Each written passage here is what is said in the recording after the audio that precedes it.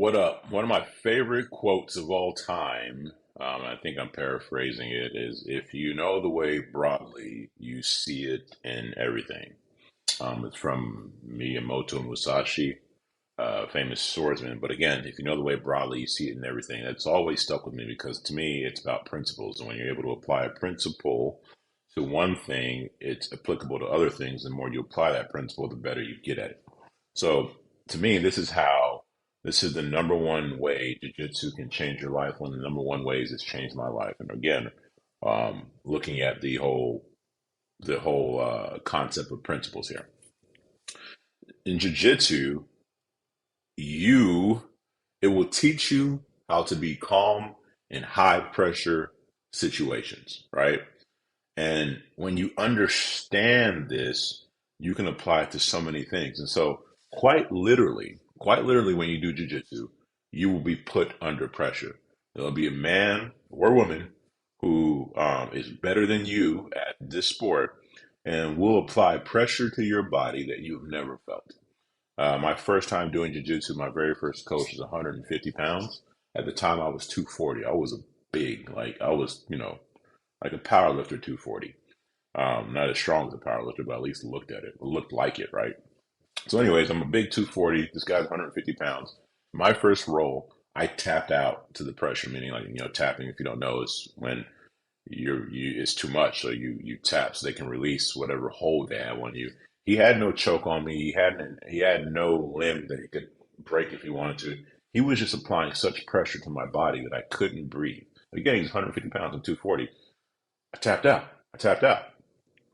You quite literally get put under pressure in jiu-jitsu. And so what I learned, one of the first things you learn in jiu-jitsu, especially at a white belt, is that you need to be calm, especially in terrible situations.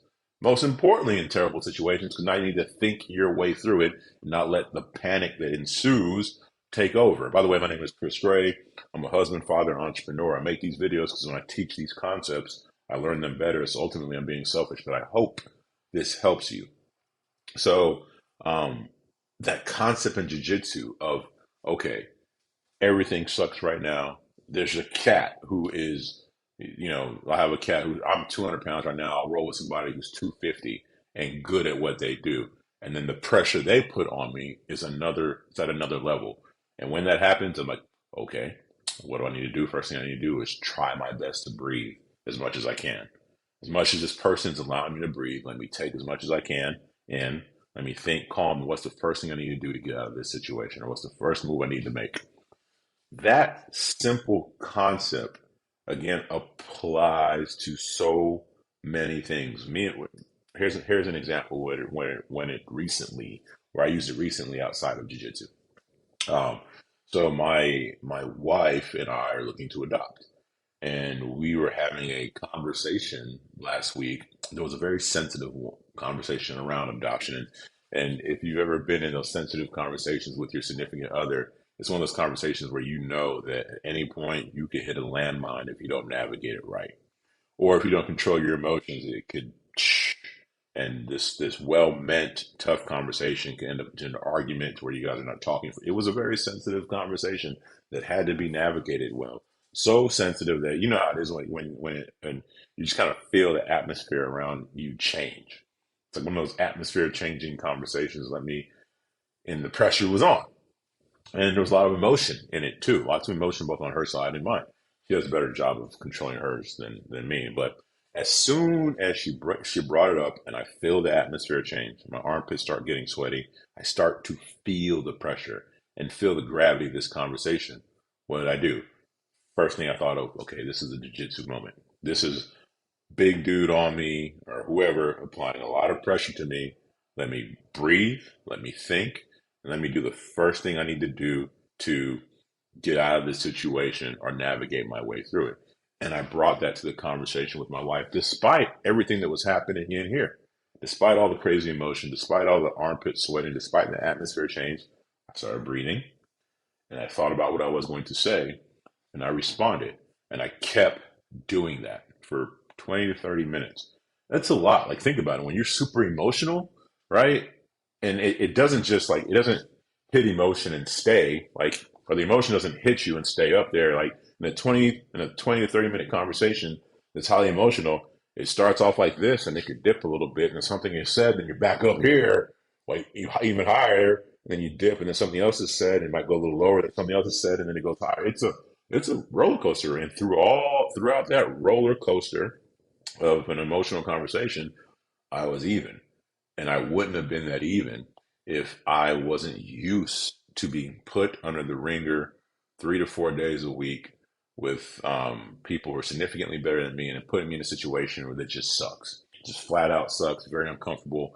And I just calmly navigate my way through it. If you have not done jiu-jitsu, I highly recommend it.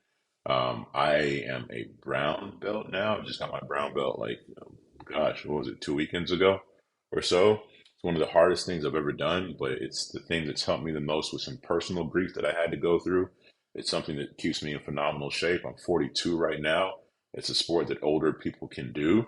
Um, and you will learn a lot about yourself, both mentally and physically. You'll learn a lot about yourself as you do it. I highly recommend that. If you can do any martial art, go do jiu-jitsu, go box, go wrestle, maybe Muay Thai. These are going to be your most effective martial arts as proven through MMA. You don't see anybody in MMA doing Kung Fu. You don't see any Taekwondo champ. Not knocking those sports. You can do those if you want to be in shape. I'm talking about if you want to do something that's an effective martial art that's not for deadly force. It can be used for deadly force, but not specifically for deadly force. Then I recommend those four. But for me, it's been jiu-jitsu. Jiu-jitsu has just been phenomenal, especially for the pressure situation. So, anyways, I hope that helps. Appreciate you watching. Peace. Hey, yo, real quick before you go, if you're liking this, I am forming a community of business owners that I vibe with. I haven't formed it yet, but I am forming it. And if you're interested in joining that community, it's going to be for free. But if you're interested in joining it, go to this channel, like my channel or whatever. And there should be an about section. If you go to that about section within my channel, you should see my email there. And send me an email and let me know. Send me a message. And if you're a good fit and we vibe, then when that community gets formed, you can join it. Again, the community is free. I just want to make sure that we have the right people in there.